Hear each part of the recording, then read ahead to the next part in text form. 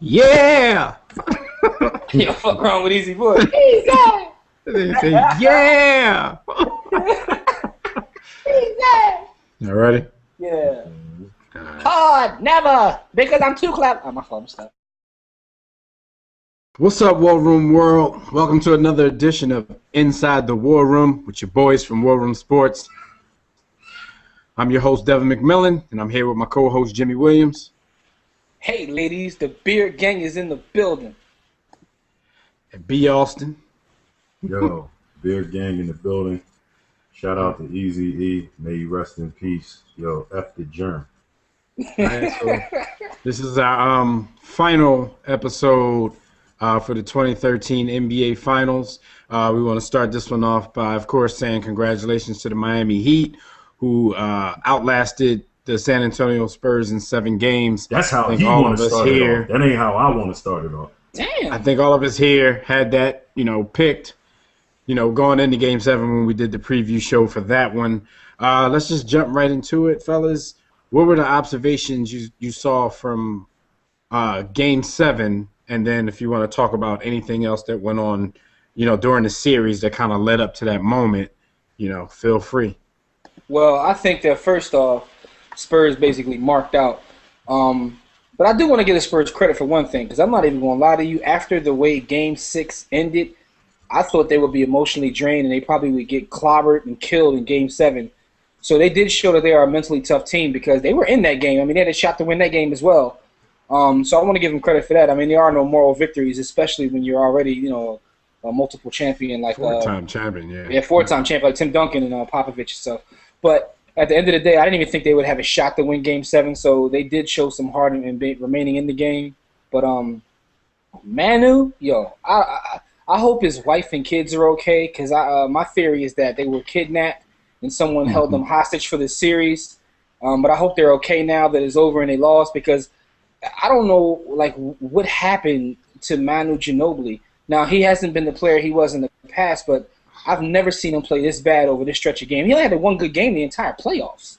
He was James Harden from last season. We were talking earlier about who was worse between James Harden and Manu in the finals. I have no clue, but I'm gonna go with Manu just because he's a vet. He's been there. He shouldn't have gone out like this.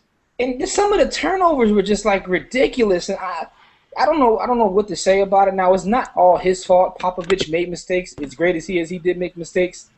Tim Duncan missed some layups.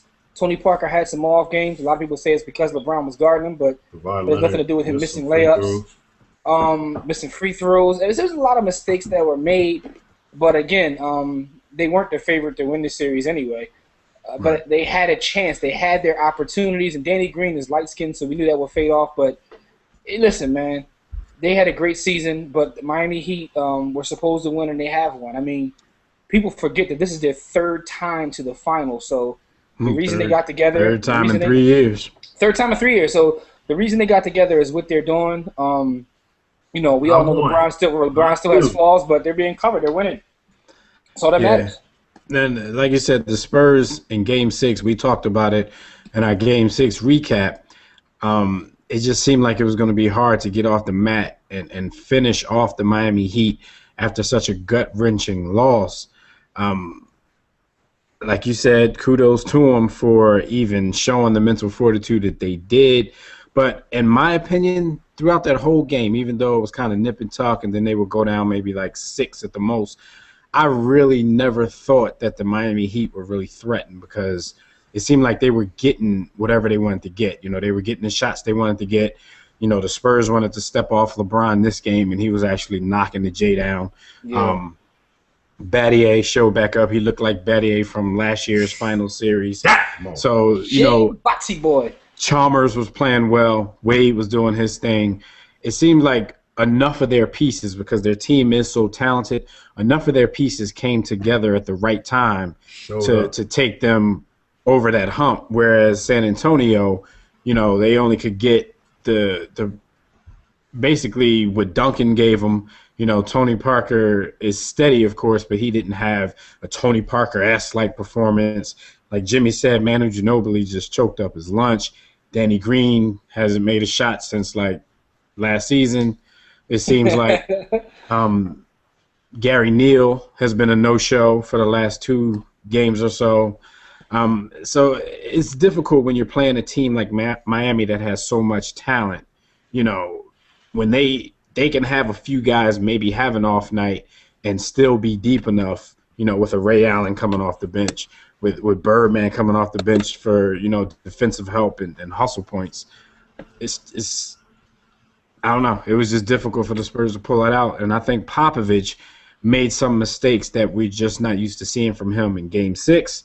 And in Game 7, he just did some things that were kind of puzzling. I mean, again, for like a very important possession down the stretch, he didn't have Tony Parker in the game. It seems like when he has his mind made of what the play is going to be, you know, he doesn't mind taking out his best player who, even if the play isn't going to him, he could be a decoy and he could be a plan B. But instead of Tony Parker, you put the ball into the hands of the guy who's been turning it over at an alarming clip. And what did he do? He turned it over. So Yo, sometimes I don't understand. Watching the series, Dev, I was wondering like whether he was trying to like give him big moments to redeem himself. Like that's how I felt. It's not the time for that, Pop. Yeah, you know what I mean. Like, all right, this is bigger than this one game. Let me give him a chance to redeem himself. Like, win the championship and then go like what's bigger than run a 2-on-2 tournament. Yo, I don't know what was going on, man. But it's one of those things where timing is so important. The Spurs won that one game by like 80,000 points. And Danny Green made 27 threes, and some of them were like totally unnecessary because they were already up by double digits. It's like if you could have just made those then, you know what I mean? Like timing is everything, man. He shot his load too early, but it is what it is, man. Bielsa, what did you see? It was all good just a week ago. I mean, the air's out of the pillow. Y'all, everybody that watches these videos, that follows us, shout out to our audience, shout out to our listeners, shout out to our viewers. Shout out to the haters. Shout out to the hate. That was coming, brother. Shout out to the haters. Shout out to the detractors. Shout out to the hammer eaters. Shout out to the Richard Riders. Shout out to the Miami fans, which fall into the category of the previously mentioned. Wedding gift buyers. Shout out to the wedding gift buyers. We all know that, you know, from a head standpoint, pause, I knew that the Heat were going to win. But from a heart standpoint, because I'm so vehemently against super teaming and so vehemently against the death of competitive greatness, that I needed the Spurs to win, man. And Manu Ginobili just gave the game away. That's your man. He gave it to them gift wrap. The Heat did what they were supposed to do in Game 7. I mean, there's nothing that we can take away from them. The role players showed up. Chalmers had a decent game. Fucking Battier, yo. Shit, yo. Every time he shoots the ball, I get angry, yo. I get angry. And them shits go in. They go in. He didn't hit anything all series. Timing, yo. Like he said, yeah. That's what they needed Danny Green to do. Danny Green didn't need 27 threes. He needed about 3 of them in Game 7. 5 trays that Battier took. So 3 of them Jones didn't even touch the net when they went through. Yeah, because most of them he was wide open for like 6 minutes. Wide open. And LeBron, shout out to LeBron. I got to give him, he played the game that he was supposed to play. It felt, I don't know whether it was because the pressure was off of him. He found a way that, it's Game 7. There is no pressure. We know we got this. I ain't got no worries. He was screaming to the crowd. Or I didn't even know he was cool with Yeezy. I'm rambling, y'all, because I'm blown. Yeah. And I got to hear this all summer. Speaking of LeBron, wave ball. Like Jimmy mentioned before, like LeBron is scrutinized so much, like not just seasons or playoff runs, but like shot for shot. LeBron his legacy is on the line with every shot that he takes or every shot that he doesn't take. So this was, of course, I mean, you just won another championship.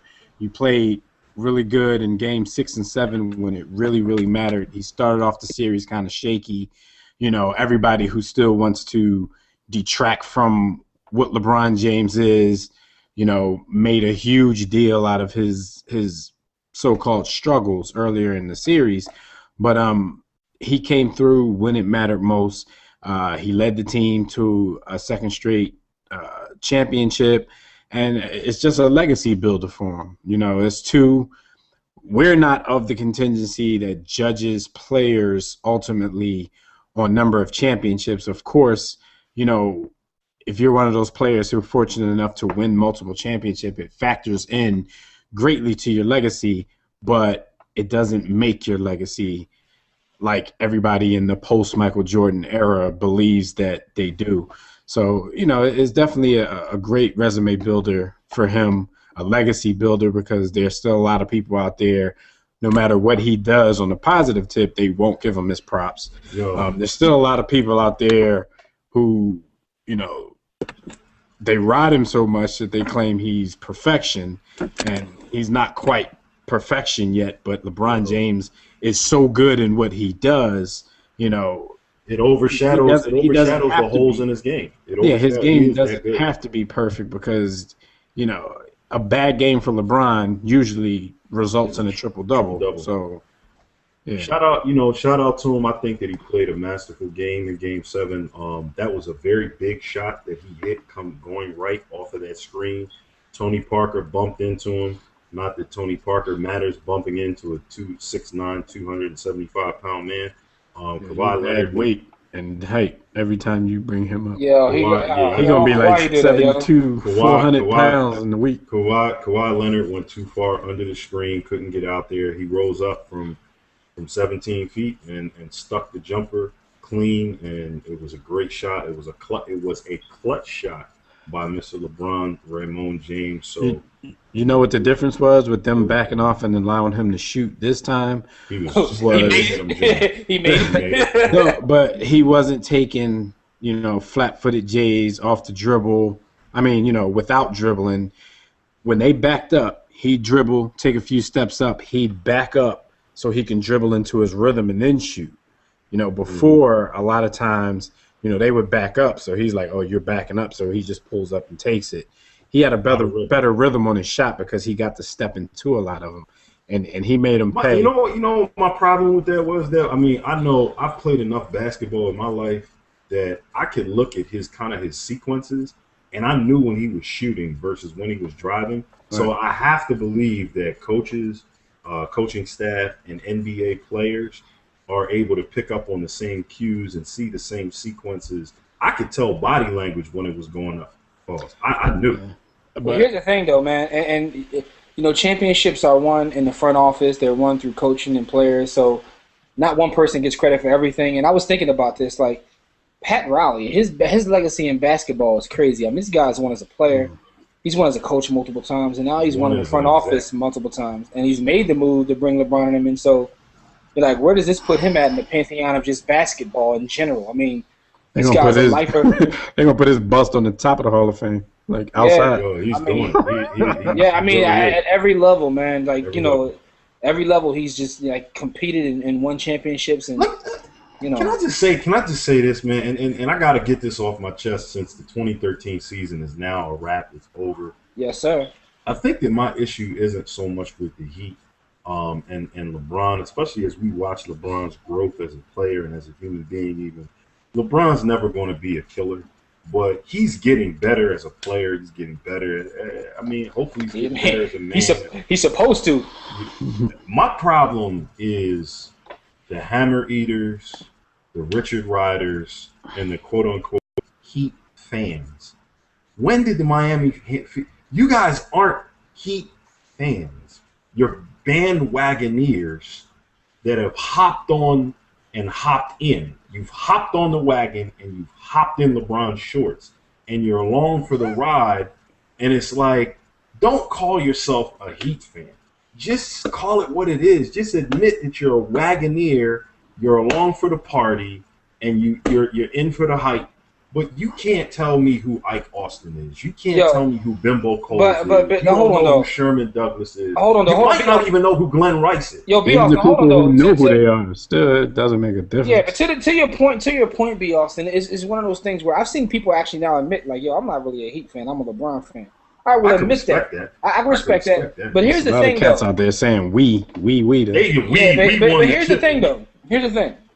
The same thing existed with Mike, man. It's just that now it's magnified because we live in an age where it's 24/7 media, where there's social media. So now you actually see the Richard riding and Hammer eating at the same level.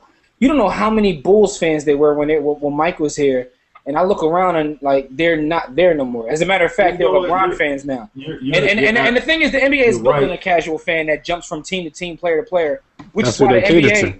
Yeah, That's what which they cater to. is why the NBA is one of the only sports that markets individual talent as opposed to team talent. You're right, and I acknowledge that. You're absolutely right, Jimmy. But that doesn't mean that I have to like it, and that doesn't mean that I'm going to stop shooting at it because it's disgusting. And we live in a society now where you're right.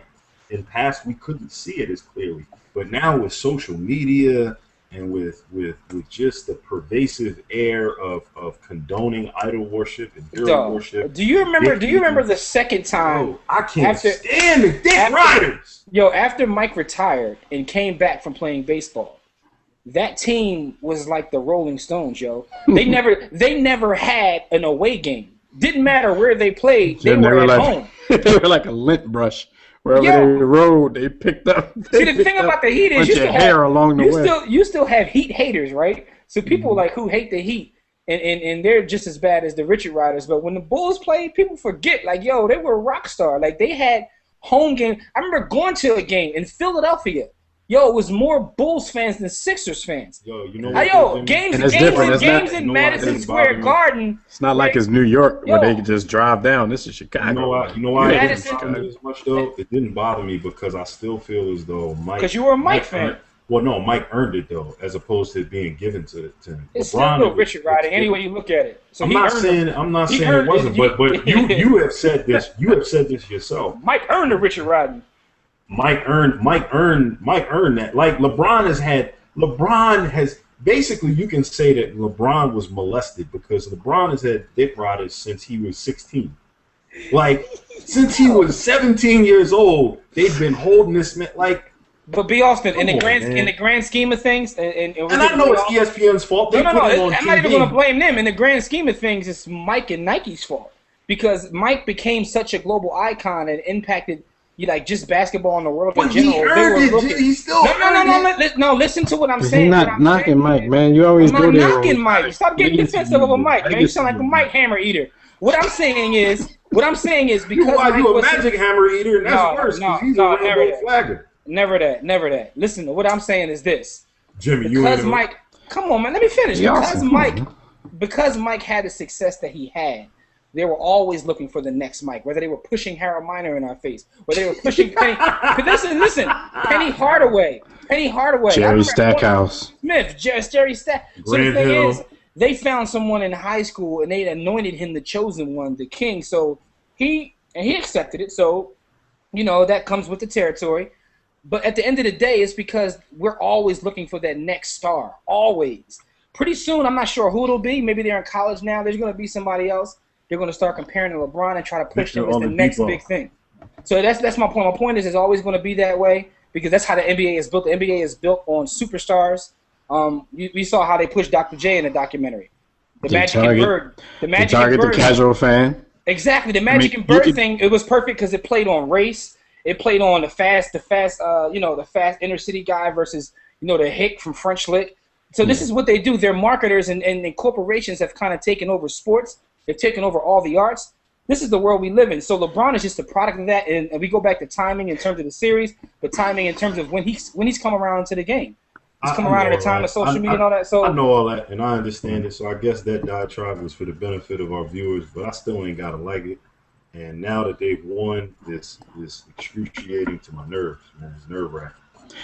All right, well, but what's done is done. We all figured that they would win. We all picked them even before the playoffs started. probably before the season started. I They're can't gonna win remember. next year too, yo. Everybody's playing. If they're healthy enough, they're going to win again next year. But I mean, overall, I kind of think the NBA is down a little bit, but for all intents and purposes, it's a wrap to another, I guess, pretty good season to especially the casual fan, because like I said, that's who the main target market is now. It's for now, because you can tell by the rules of the game now that it's not really pushed towards basketball purists, because the rules are built so that you have more scoring. You can't touch anybody anymore. It's, the game has definitely changed, but, shout out to the Miami Heat, 2013 NBA champions, back-to-back. Anybody got anything else before we wrap up? I'm done. There's still Laker Nation all day, F the Heat, but at the end of the day, congratulations. You won your championship, and as time goes on, we'll see how this team is treated in history, whether they're considered a dynasty by going 3 times in a row, because they're not even done yet. Pat Riley probably will tool up, grab some off-brand player that's going to make a difference. And shout out to Ray Allen, because Ray Allen, you ain't really been great all season, but when it mattered most, you earned your paycheck. You know what I'm saying? So shout out to they paid him that money for that shot. After all the beef that he had with Ray Allen, they're gonna sign Kevin Garnett next year. He gonna take Bosh spot. Everybody chasing chips is gonna come park in Miami for a minute. You know what I mean? It is what it is. I'm telling you, watch out for them. They're gonna get Greg Oden next year, and he's never gonna get hurt again. Shaq coming back. Greg Oden's never gonna get hurt again. He's gonna go to Miami and be nice. But all right, it's been a wrap. I mean, it's been, for me, I'm gonna speak for myself. It's been a mediocre season. I don't know how you gentlemen feel, but the season is a wrap now. Again, congratulations to the Miami Heat. Congratulations to the San Antonio Spurs for, making it as far as they did, even though they get counted out year after year. Still competitive, still on top. So, I know I counted them out. As far as the NBA goes, I guess I'm counting them out next season. Besides the little off-season stuff we'll see you on a more heavy rotation next season. I guess it's baseball time in the war room. But of course, as usual, make sure you subscribe to the page. Make sure you like the videos. Make sure you comment, because we will comment back, even if you're saying something that's, rude and haterish. We'll still engage you, because we engage corny people as well. So as usual, D.R., so you want to take us out of here, man? Because I'm tripping. Don't accept mediocrity and be steadfast in your war against ignorance and Richard Ridery. We'll see you chumps on top. Wait, it's the war room with 5 nights at the round table. 5 Philly guys, diversified and educated.